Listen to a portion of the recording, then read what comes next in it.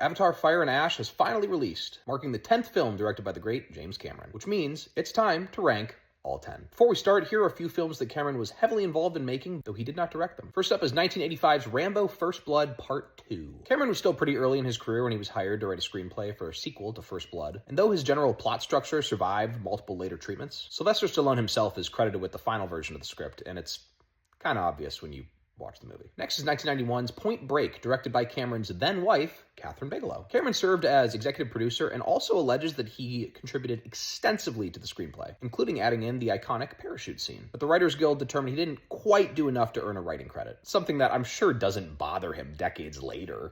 Next is a similar situation with 1995's Strange Days, a dystopian sci-fi thriller directed by Cameron's now ex-wife, Kathryn Bigelow, and based on a script that Cameron began developing nearly a decade prior. The dude's patented sci-fi-isms are pretty obvious in this one, and luckily this time he did get his much-deserved writing credit, as well as serving as a producer on the project. And one last one, we have 2019's Alita Battle Angel, a film that I desperately hope gets a sequel. Cameron basically did everything but direct for this movie, serving as producer, screenwriter, and primary creative driver on the project for several years. The story structure, the themes, the tone, everything is due to Cameron's efforts to get it made, after acquiring the rights to adapt the original manga, like, in the late 90s. At the end of the day, it, like these others, do not actually count as James Cameron films. So without further ado, let's rank the 10 films that actually do count. At number 10, we have the most predictable one, 1982's Piranha 2, The Spawning. Infamously disowned by Cameron himself, the guy was still working as a special effects artist for Roger Corman when he got hired as the backup to direct this creature feature trash. And though he actually did contribute a pretty decent amount during filming, the executive producer eventually removed him from the process, though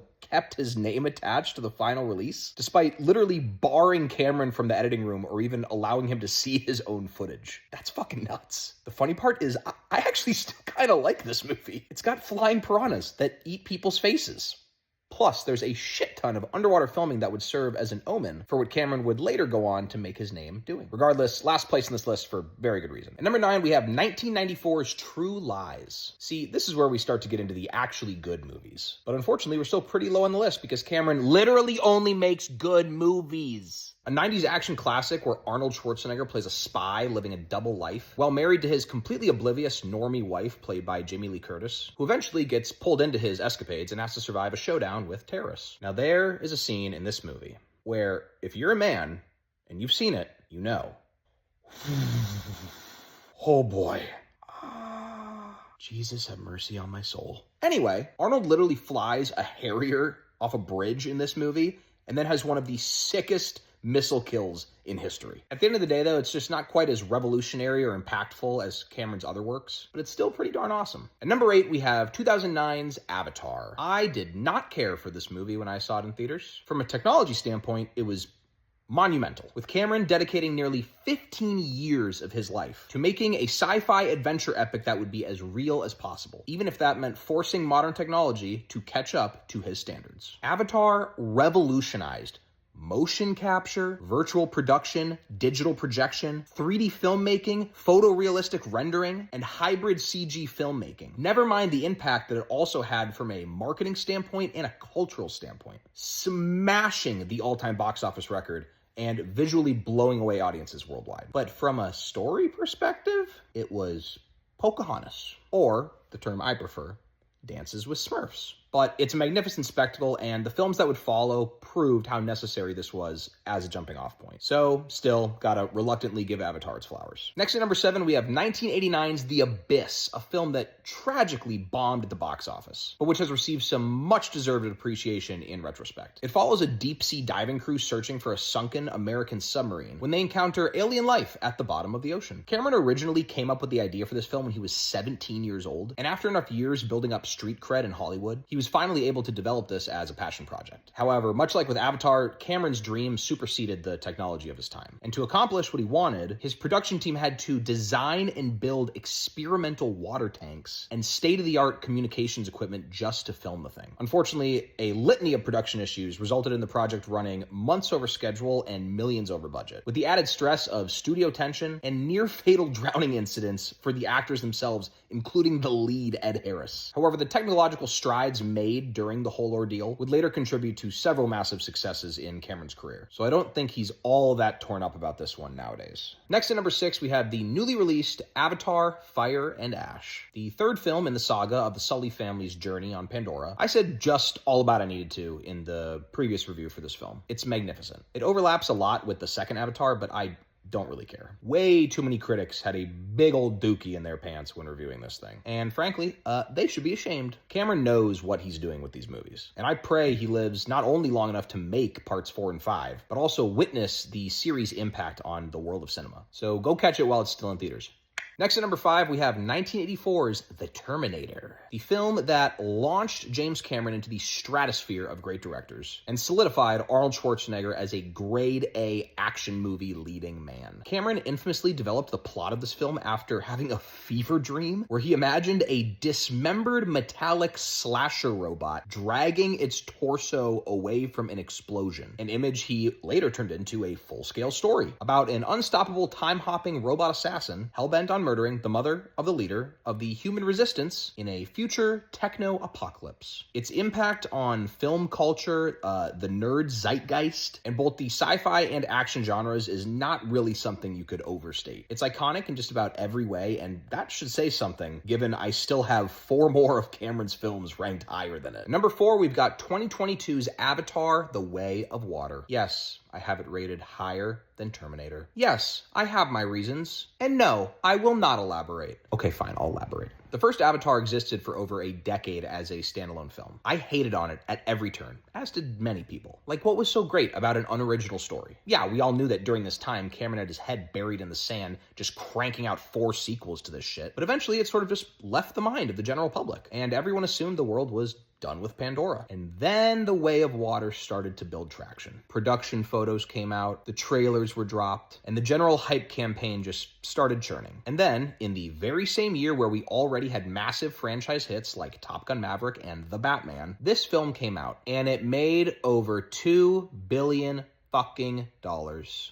And it deserved every single one of them. It was back like it had never left, with a brand new story, a brand new cast of characters, and a brand new focus. Now moving on from the standard anti-colonialism stance of the original to fully incorporate heavy elements of family, honor, bravery, duty, and so many other themes that turned a simple forbidden love story into a timeless saga of epic proportions. On a personal note, I was a relatively new dad when this movie came out, and it hit me so fucking hard that I will never apologize for how much it resonates with me. I ate every single one of my words as I walked out of that theater. An incredibly memorable experience. And it's still only number 4 on this list. Now at number 3, we move into movies that may very well be the pinnacle of their respective genres. First, with 1997's Titanic, the ill-fated love story of a rich girl and a hobo aboard the famously doomed real-life ocean liner. Titanic is a movie whose achievements can't really be summed up in a single TikTok video, because there have literally been entire documentaries made about the making of this film. So, to summarize here, the most expensive film ever made at the time, broke the worldwide box office record by nearly $1 billion, tied the record for most Oscar nominations with 14 and most Oscar wins with 11, had one of the most insane production horror stories of all time due to crew safety, grueling working conditions, and Cameron's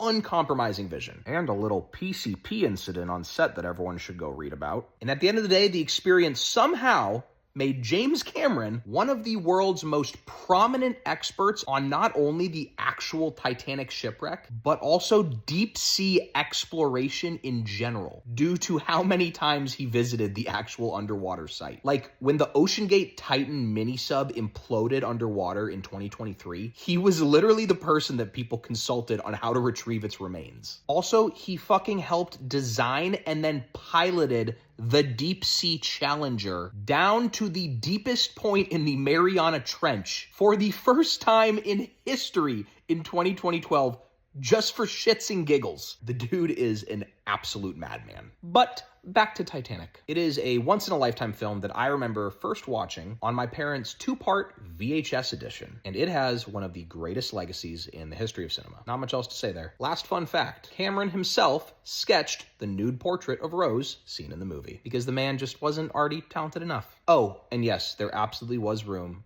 on that dumb fucking door. Next at number 2, we have a film that my dad made me watch relentlessly as a child. 1991's Terminator 2: Judgment Day. The sci-fi action extravaganza that flipped the script on the original Terminator, now making Arnold the good guy, which makes sense given he was then at the peak of his career, and introducing an even more unstoppable time-hopping killer robot, this time hell-bent on murdering the now adolescent future leader of the Resistance. Another film that was the most expensive ever made at its time, Cameron and his co-writer William Wisher wrote the script for T2 in only 7 weeks, and yet it still faced major production issues because Cameron insisted on utilizing state-of-the-art visual effects to create the first ever fully computer-generated main character in a blockbuster film. However, the movie was unsurprisingly a gigantic success, becoming the 3rd highest grossing film ever at its time, and once again influencing both the sci-fi and action genres for decades to come. If you have not seen Terminator 2, you are not a fan of movies. Sorry.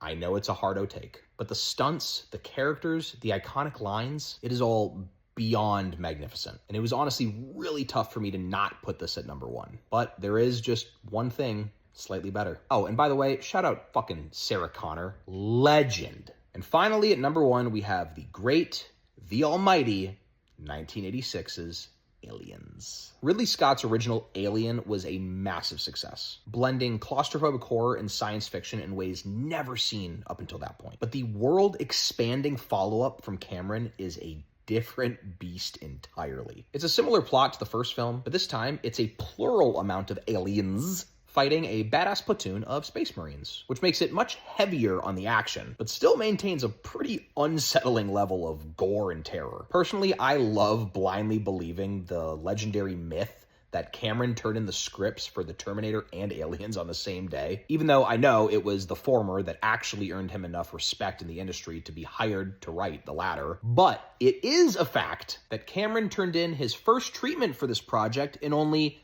3 fucking days. Because, again, the man is superhuman. It's quite literally one of my favorite and most special movies of all time, with eternally iconic action, effects, and quotes to spare. And it was so successful and impactful that it even earned Sigourney Weaver a Best Actress nomination at the Oscars. Honestly, off the top of my head, I can't name a single other action, sci-fi, horror movie to ever be recognized by the Academy. So that's damn impressive. Also, last fun fact, the simple title Aliens reportedly came from James Cameron writing the title Alien on a whiteboard with a $sign next to it. Fuck yeah. So there's my personal rack and stack of James Cameron's illustrious career. Yeah, I know this pretty much just turned into a foaming at the mouth jerk-off session, but I really could talk about the dude's achievements for days on end if given the chance. The impact that he's had on the movie world is batshit crazy. From timeless blockbusters to cultural influences to technological advancements from which so many other classics have been born. Speaking of, if you have time, go check out his recent interview where he talks about how he had people scientifically optimize 3D effects for the human brain while making the new Avatar movie. The guy is just out here playing 4D chess. Last piece of shameless praise that I'll give this guy is that he is not a man who makes movies for clout. He doesn't make them for awards, even though they still win them. And he doesn't make them to satisfy the suits or the politicians. He makes them for the love of the game. He makes movies that he would want to see. And that's something that sadly we really don't get a lot of anymore. Anyway, thanks for watching my recorded love letter to James Cameron. And make sure you go see Avatar: Fire and Ash in theaters now. Oh! Almost forgot! Real ones know, but the secret best James Cameron movie of all time? Vinny Chase's Aquaman, the stuff of legend. Peace.